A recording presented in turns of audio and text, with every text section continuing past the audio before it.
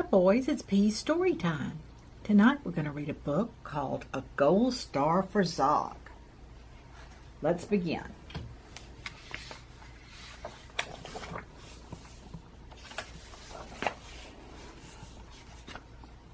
Madam Dragon ran a school many moons ago. She taught young dragons all the things that dragons needed to know. Zog, the biggest dragon, was the keenest one by far. He tried his hardest every day to win a golden star. All the dragons in year 1 were learning how to fly. "Hi," said Madam Dragon, "way up in the sky. Now that you've been shown, you can practice on your own, and you'll all be expert flyers by the time you're fully grown." Zog went off to practice, flying fast and free. He soared and swooped and looped the loop. Then he crashed into a tree. Oh no! He hurt his nose. And look, the mama bird and the baby birds were quite surprised too. Just then a little girl came by. "Oh, please don't cry," she said. "Perhaps you'd like a nice sticky band-aid for your head." "What a good idea," said Zog. Then up and off he flew, his band-aid gleaming pinkly as he zigzagged through the blue. He's got a pink band-aid on his nose. A year went by, and in year 2 the dragons learned to roar. "More," said Madam Dragon. "Louder, I implore. Now that you've been shown, you can practice on your own, and you'll all be champion roarers by the time you're fully grown." Zog went off for practice. He roared with fearsome force.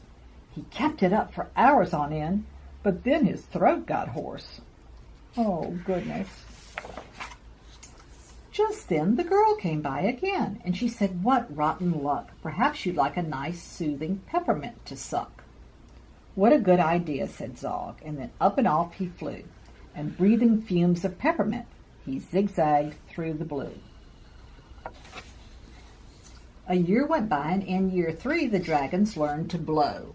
"No," said Madam Dragon, "breathe out fire, not snow. Now that you've been shown, you can practice on your own, and you'll all be breathing bonfires by the time you're fully grown." So Zog went off to practice, and he blew with all his might. He twirled around in triumph. Oh my goodness, and his wing tip caught alight. Oh heavens! Just then the girl came by again, and she said, "You poor old thing, perhaps you'd like a nice stretchy bandage for your wing." "What a good idea," said Zog. Then up and off he flew, his bandage flapping wildly as he zigzagged through the blue. All the year 4 dragons were learning, can you guess? "Yes," said Madam Dragon, "how to capture a princess. Now that you've been shown, you can practice on your own. You'll need to capture hundreds by the time you're fully grown." Zog went off to practice, and he tried and tried and tried, but he simply couldn't manage. "I'm no good at this," he cried. "I'll never win a golden star." And just then he saw the girl. "Perhaps," she said, "you'd like to capture me. I'm Princess Pearl." "What a good idea," said Zog. Then up and off they flew, the princess gripping tightly as they zigzagged through the blue. "Ah," said Madam Dragon, "our first princess so far. Congratulations, Zog, my dear. You've won a golden star." Zog was proud and happy, and Pearl felt good as well. She took the dragon's temperatures and nursed them when they fell. A year went by, and in year 5 the dragons learned to fight.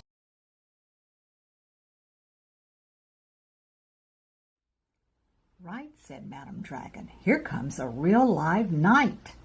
Up spoke the knight. "My name," he said, "is Gadabout the Great. I've come to rescue Princess Pearl. I hope I'm not too late." Zog breathed fire and beat his wings. "You can't! She's mine!" he roared.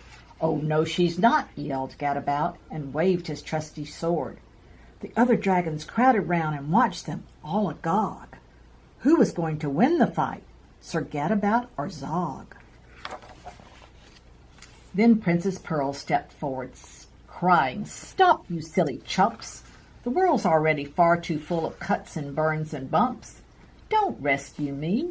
I won't go back to being a princess and prancing around the palace in a silly frilly dress. I want to be a doctor and travel here and there, listening to people's chests and giving them my care." "Me too," exclaimed the knight, and took his helmet off his head. "I'd rather wear a nice twisty stethoscope," he said. "Perhaps, Princess, you'll train me up." And Pearl replied, "Of course, but I don't see how the two of us could fit upon your horse." Then Zog said, "Flying doctors, I'd love to join the crew. If you'll let me be your ambulance, then I can carry you."